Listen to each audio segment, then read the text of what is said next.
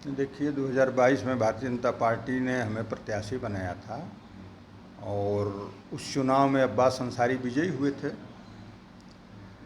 लेकिन विजयी होने के बाद भी कभी जनता के बीच नहीं रहे और अपने अपराधी प्रवृत्ति जो उनके खानदानी अपराध की प्रवृत्ति चली आ रही, उनके पिता से जो विरासत में उनको मिली है, उसी को आगे बढ़ाने में आज विधायक रहते हुए भी विधायक नहीं है। क्या था आपका मामला? आपसे रंजिश चल रही थी लगातार?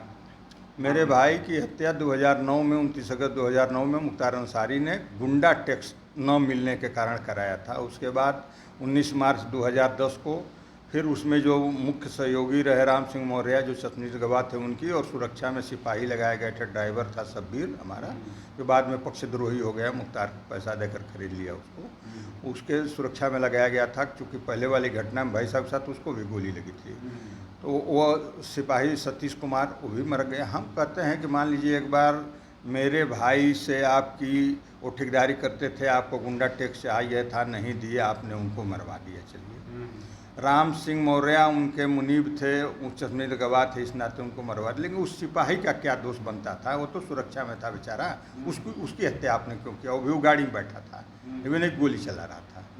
जिस समय गाड़ी में लोग राम सिंह मौर्य और बैठे थे उनकी हत्या की, तो ये लोगों की प्रवृत्ति अपराध की रही है, अपराध किए हैं। और ईश्वर के घर में न्याय है, देर होती है लेकिन न्याय मिलता है।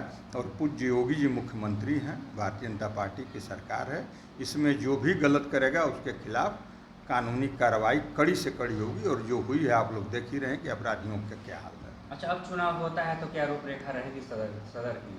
अब तक तो अंसारी बंधु का ही कब्जा रहा है। ये भारतीय जनता पार्टी की सरकार है, अब चुनाव होता है तो भारतीय जनता पार्टी पूरी ताकत से लड़ेगी चुनाव, और निर्णय तो जनता को करना है।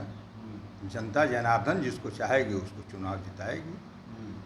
और जनता ने इन लोगों को जिता कर देख भी लिया है कि दर्शन भी करने को नहीं मिलते हैं लोग।